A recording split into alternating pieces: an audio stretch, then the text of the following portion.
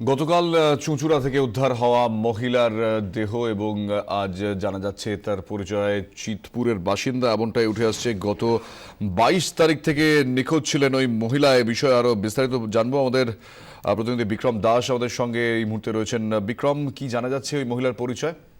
দেখো, মৌসুমী বর্মন নামে 23 বছরের এই যুবতী, সে গত 22 তারিখ থেকে নিখোঁজ ছিল। সে বাড়িতে বলেছিল যে দক্ষিণেশ্বর যাচ্ছে এবং সেই দক্ষিণেশ্বর যাওয়ার নাম করে তিনি বেরোন। তারপর থেকে কিন্তু তার খোঁজ পাওয়া যাচ্ছে না। গত 27 তারিখ রেল লাইনের পাশ থেকে জলাধার, হুগলি চুঁচুড়া রেল লাইনের পাশ থেকে জলাধার থেকে তার মৃতদেহ উদ্ধার হয় এবং তারপরেই পুলিশ সেই মৃতদেহ মর্গে নিয়ে যায়। এরপর থেকে মহিলার কোনো পরিচয় পাওয়া যাচ্ছে না। অবশেষে গতকাল এই মহিলার বা যুবতীর তার বাড়ির লোক সেই বডি আইডেন্টিফাই করে এবং জানা যায় যে মৌসুমী বর্মন এই যুবতীর নাম। সেক্ষেত্রে পুলিশ এই মুহূর্তে তদন্ত করে দেখছে যে কিভাবে মৃত্যু, ময়নাতদন্ত করা হচ্ছে এবং সেক্ষেত্রে ময়নাতদন্তের প্রাথমিক রিপোর্ট আসার পরেই কিন্তু এই বিষয়টা স্পষ্ট হবে যে কিভাবে মৃত্যু হয়েছে। গোটা মৃত্যু নিয়ে এই মুহূর্তে রহস্য টানা বেঁধেছে এবং একদিকে যেরকম পরিবারের সদস্যরা আজকের চুঁচুড়ায় যাচ্ছে, তাদেরকে হুগলি পুলিশ জিজ্ঞাসাবাদ করবে, অপরদিকে এই যুবতীর মোবাইল ফোনের কল রেকর্ডটা কিন্তু এই মুহূর্তে পুলিশ খতিয়ে দেখছে।